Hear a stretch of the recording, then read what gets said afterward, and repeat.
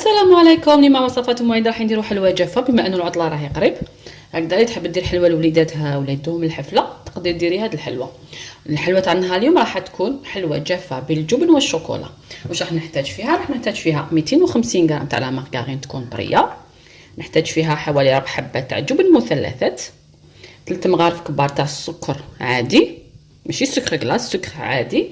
راح نحتاج هنا علبه تاع ياغورت طبيعي، مغرفه صغيره تاع لافاني، كيس تاع خميره كيميائيه، ونلمو العجينه تاعنا بالفرينه.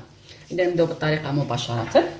ندير هذوك الحبات تاع الفرماج اللي هما 4 حبات في 250 غرام، ندير لهم حوالي مغرفه صغيره تاع لافاني سائله ولا بودره كيما حبيتي، نزيد عليهم هذاك 3 مغارف كبار تاع السكر عادي، وندير عليهم هذيك العلبه تاع الياغورت طبيعي. هنا تقدري مثلا ما يكونش عندك طبيعي، عندك معطر، ديري ذوق فانيلا، من الاحسن ديري ذوق فانيلا. اذا نخلط كامل المقادير مع بعض حتى نحصلوا على كريمه. بسم الله.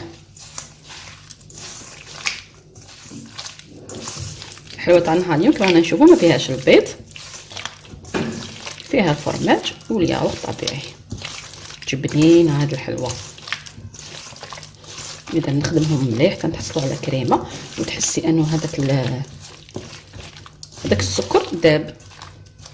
بعد ما خدمت هذاك الزبده الفرماج والياغورت، نبقى نزيد في الفرينه غير بالعقل. نبدا ندير كميه تاع الفرينه، ندير داك كيس تاع خميره كيميائيه يعني الوزن تاعو 10 غرام، ونبدا نلم في العجينه. بطبيعه الحال لموا فقط ما تعجنوش. نبقى نزيد حتى تتلم لنا، ونتحصلوا على عجينه تكون طريه بطبيعه الحال وما تلصقش في اليد. هنا مثلا تقدري تزيدي اي مكسرات يكونوا عندك، فقط حنا اليوم حنديروها سامبل.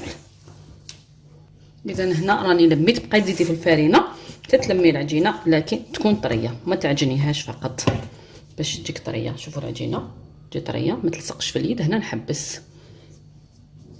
اذا من بعد هنا راح نستعمل كيس بلاستيكي راكم تعودتوا على على طريقتي. نحكم شويه تاع العجين، ندير شويه فقط تاع الفرينه ما تكتروش، فقط باش تجينا الخدمه سهله. اذا ونفتحها تكون شويه خشنه، يعني مانيش راح ندير حبه على حبه، يعني نخلي حبه على حالها. اذا نفتح العجينه تاعي.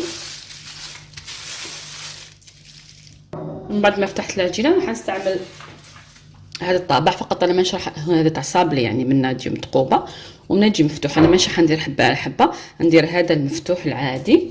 اذا نطبع حبات،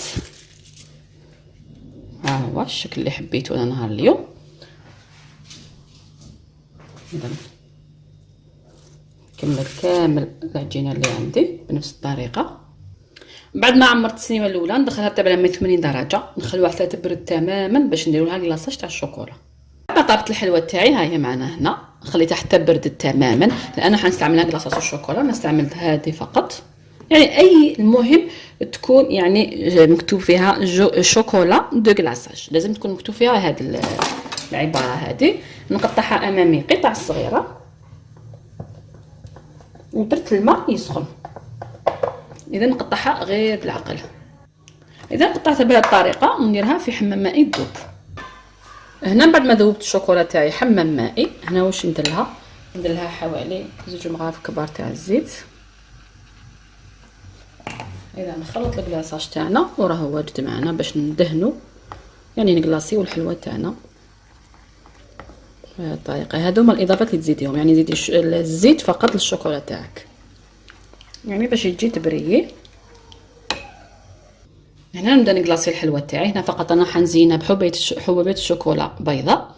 هي من الاحسن يعني ديري حبه تاع اللوز هنا في الوسط يخرج الشكل تاعو بزاف شباب. كيفاش راح نكلاصي؟ نجيب فرشيطه امامي، ندير الحبه تاع الحلوه فوق الفرشيطه ونرمي الكلاصاج عليها هكذا، يعني باش تكلاصي لنا مليح. نهبطوا الزائد فقط نديرها هنا فوق الورق، وندير شويه تاع الشوكولا بيضاء في الوسط، نزيدو حبه. اذا ندير الحبه فوق الفرشيطه ونفرغ الكلاصاج تاعنا على الوجه تاعو، يعني هكذا باش ما نخسروش بزاف كلاصاج. نحطها هنا على الورق وندير شويه تاع الشوكولا في الوسط. اذا نكمل كامل كلاصي الحلوه تاعي ونعاود نرجع لكم. من بعد ما نشفت الحلوه تاعي من كلاصاج، هنا فقط حبيت نزيد تزيين اختياري، هنا ماشي لازم تزيديه.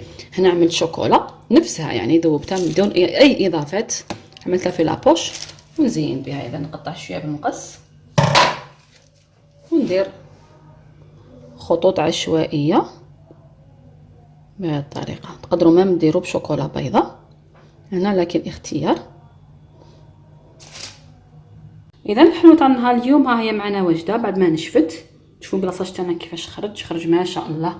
الحلوه تجي بزاف بنينه كما لاحظنا، انه ما فيش قلبها يعني ما فيش بزاف السكر لانه طليناها بالشوكولا.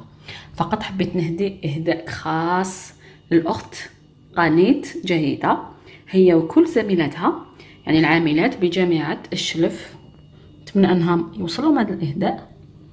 لان الحلوه تاع النهار اليوم هي معنا واجده، فقط راح نقسم لكم حبه باش تشوفوا الحلوه كيفاش تجينا.